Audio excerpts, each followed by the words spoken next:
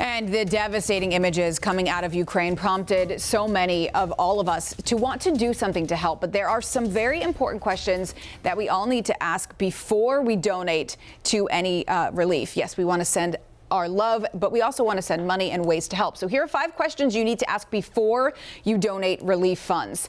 Can the charity get to the impacted area? Having a presence in Ukraine really helps to provide quick relief. Number 2, will this type of donation be helpful? So when you see like local food drives or local organizations collecting clothing, sending that overseas may not be practical. So you have to think about that as well. The third question to ask, what experience does the charity have providing the type of emergency relief that's needed? Less experienced groups, even with the best intentions, may not be able to provide the same level of emergency relief that organizations who've been doing it for a long time can.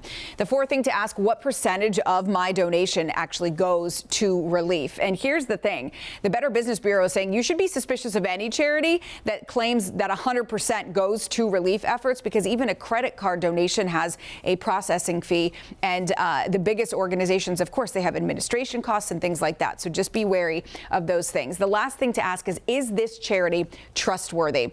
You have to research that charity to make sure that standards are being met. An easier way to do that, though, is get out your phones right now, open up the camera and scan this QR code, because you can scan this and it'll send you directly to a list of accredited charities that the BBB has looked into. So you know that your money is going where you want it to go.